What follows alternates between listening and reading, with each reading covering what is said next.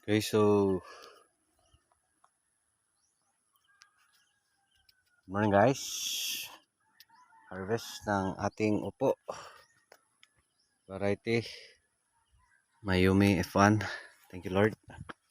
No, so ito siguro yung pinaka daming harvest natin so far.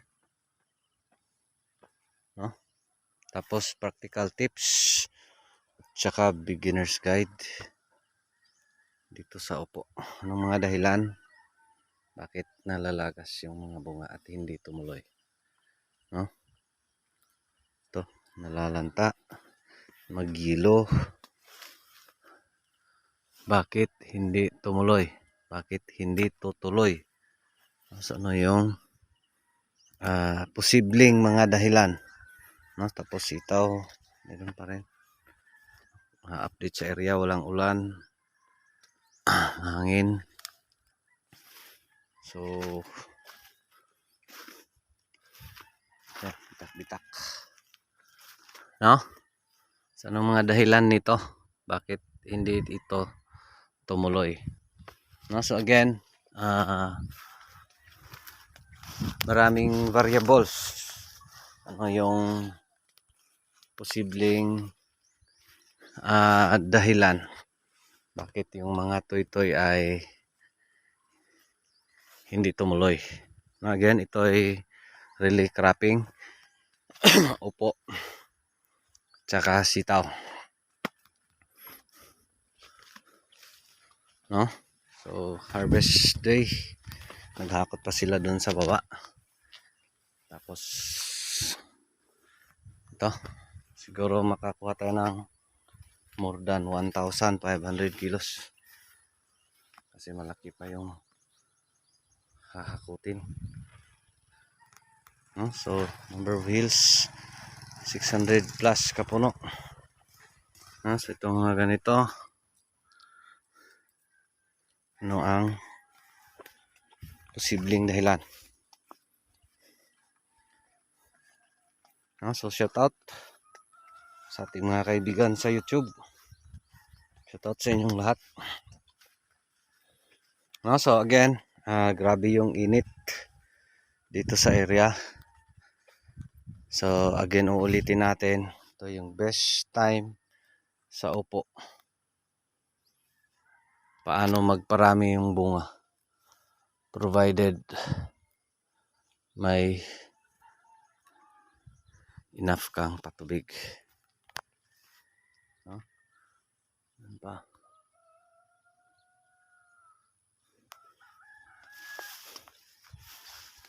Going back dun sa practical tips saka beginner's guide. Anong mga dahilan bakit hindi tumuloy yung mga bunga? So, again, inuulit-ulit natin simulat sa fall. No, ito yung first time natin magtanim sa upo. Pero yung approach natin, yung mga pinagkukunan natin ng ideya is yung white squash. No? So lahat pinag-apply natin dito is yung white squash management. No? So ano bang dahilan? Bakit ito nalalagas? No? Hindi tumuloy. So maraming variables. No? So after dito sa upo guys, mag-harvest pa kami sa sitaw. Anong pang sitaw? Maski wala nang kain, walang dilig. Pila kilo sa kinanat eh.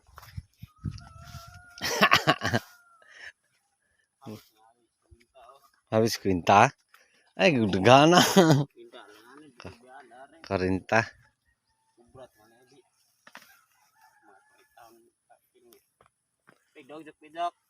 Mo dah. Dalagdagan di keduog. Shout out. Magic Inting.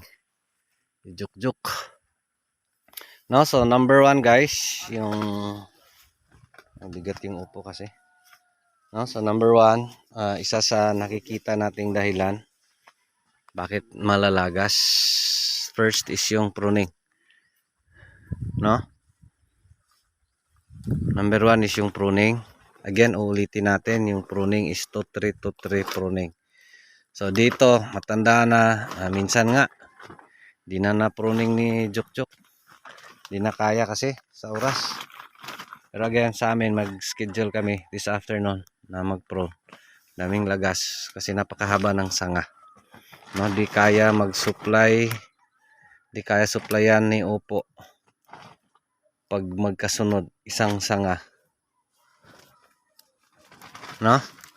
Yung bunga. So chances malalagas. No, so of course dito sa Oppo, mas nakikita ko yung grabe siya talaga magbunga compared to white squash. No, maski may na-try ako, apat na sanga. Apat na sanga. Itong ganito. Ilang na to. Napakalayo na. 1 2 3 4 5 6 7. Pag pinatuloy mo yan lahat, chances yung makikita mong okay is ito lang isa. Ito parang hinog na. Ito hinog na. Ayan, hinog na. No? So in short, pruning matters. So, sa akin, pag sobra na sa haba, doon na lang ako sa main dulo. Pwede ko rin i-cut yan dyan. Pero sa akin, doon na naman ako sa next sanga niya. Kasi yung sanga niya, ay yung bunga niya may katabi yung sanga. So yan yung sa akin. Again, iba-iba tayo ng paraan paano mag-pruning dito sa Oppo. Pero again, the best pa rin yung 2323 pruning.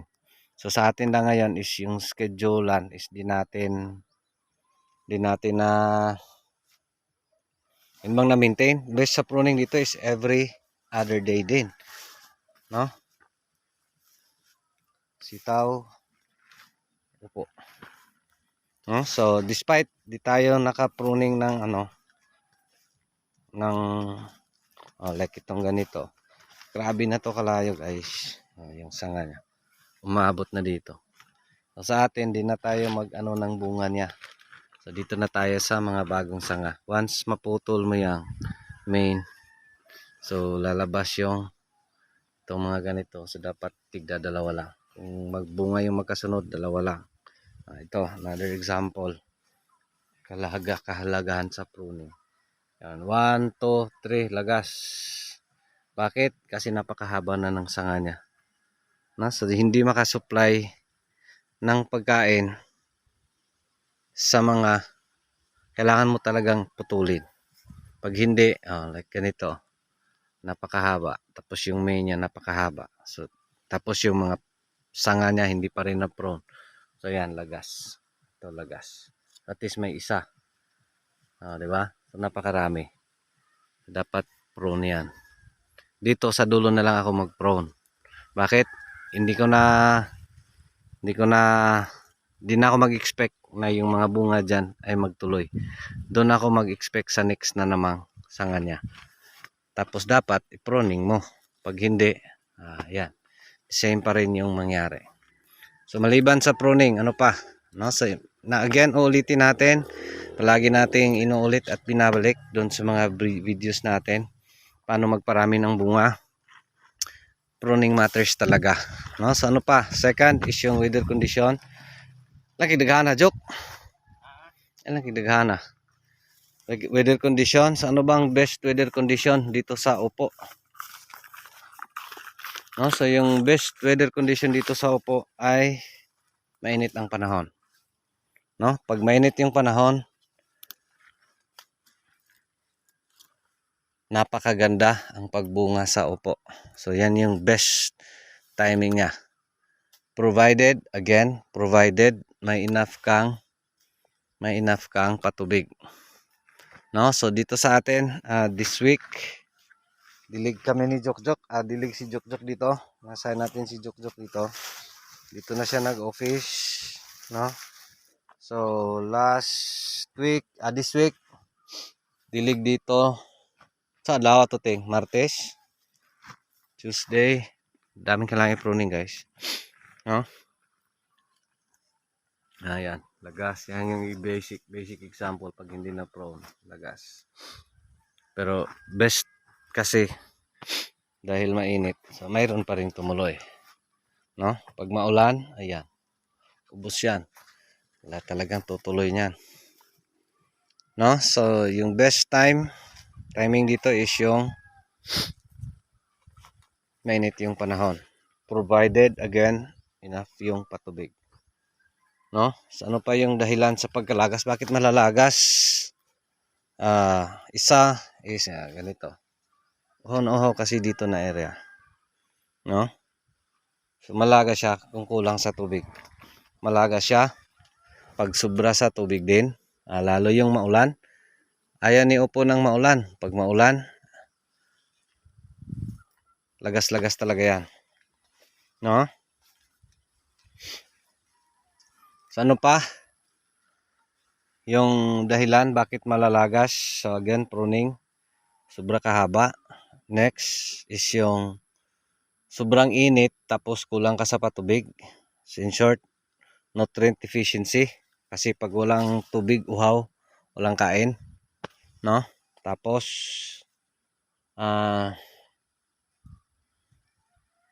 kung sobra din yung ulan, maski hindi sobrang ulan dito sa Oppo guys, marami yung malalagas. Kasi sensitive si bunga niya. Maanuhan lang sa ulan.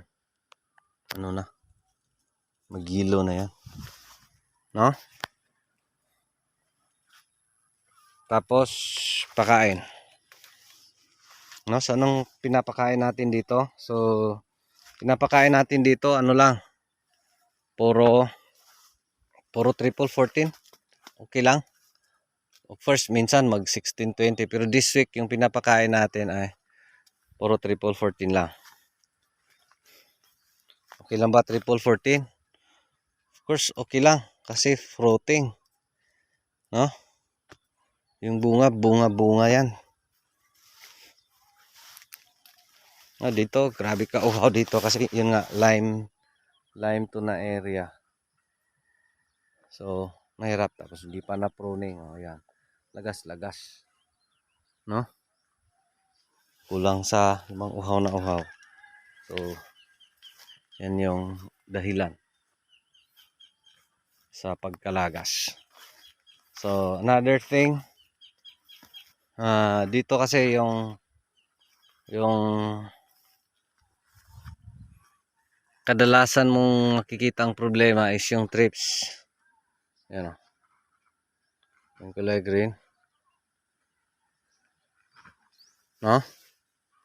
Trips, pwede rin yan. Pwede rin si uod. Pwede rin maka-abala. Bakit hindi tumuloy yung mga bunga, no? Mga hinog.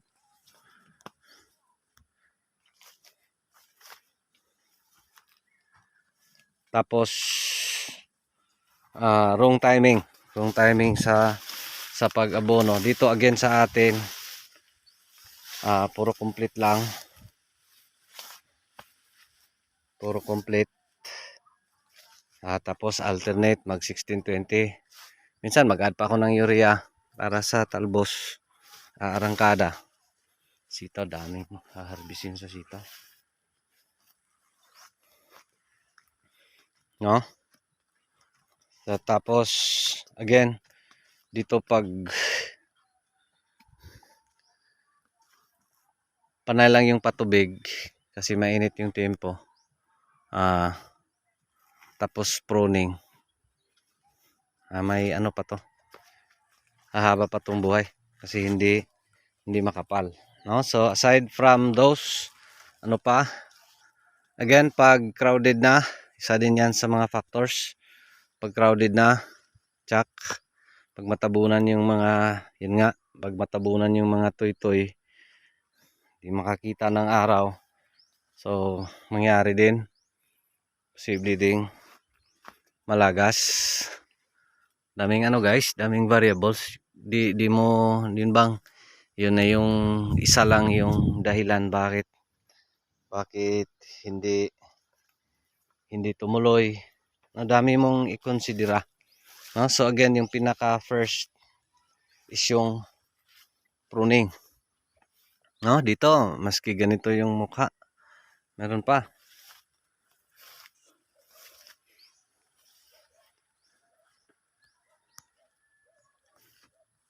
no? So ano pa? Ano pa yung posible? Yung pag-timing sa abono, isa din yan. No? So best pag tag-init, pag mag-abono ka ay dapat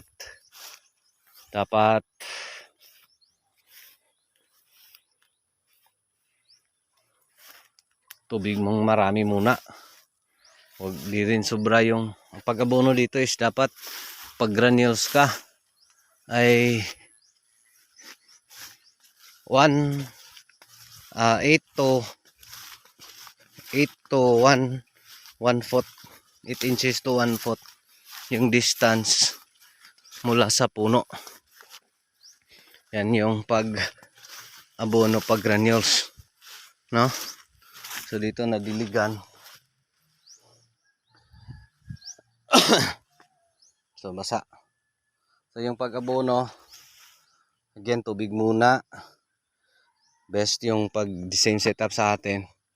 May tab doon lang i-mix yung abono. Tapos konti-konting abono, maraming tubig.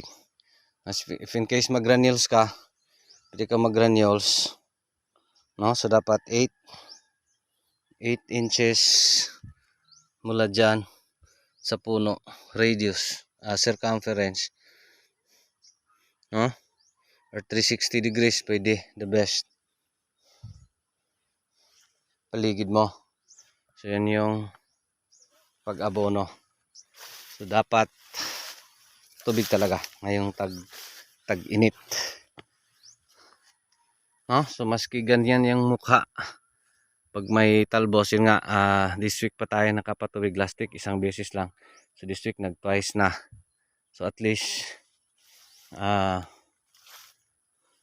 may impact talaga yung pagpapatubig natin.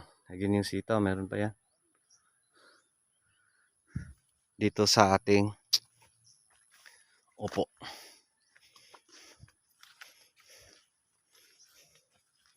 No? So again, actually kung titingnan mo guys, napakaraming variables. So pinaka first is yung pruning talaga, no? Like ganito, sobra na to kahaba, ilang bunga yung pinatuloy ni sa pruning. 1, 2, 3, 4, 5 o 5. At best may 3. Ang worst niyan wala, malalagas yan lahat. Pero since enough yung patubig natin, ayun, at least, no? Tapos gagawin ko itong mga ganito, nakahandusay. Dapat cut ko, no? Kala na yung ano, no?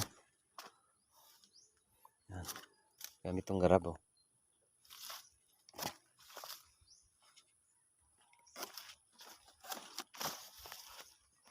Pag may ganito, dapat kasi ganito dito to sa taas. Kung kita nyo ba? Hala kayo. Tapos dito. Patsalay. Lagay sa taas. No, so basically, yun na yun. Yun na yung mga dahilan. Bakit nalalagas. No, sobrang ulan. Sobrang init. Sobrang pruning. Napakahaba. Tapos kulang sa abono. Kulang sa kain. Tapos kulang sa spraying. No? So insect management, isa din yan sa factors. Lalo na si uod.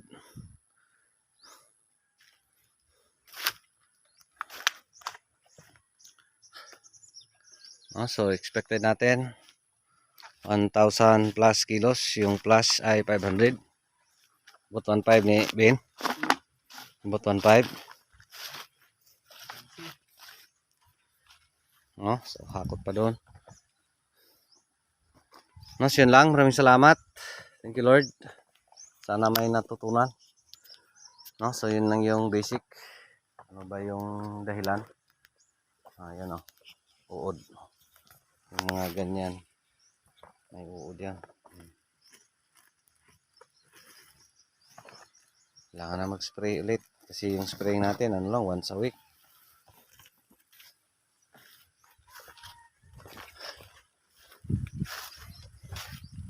Ngayon lang, maraming salamat.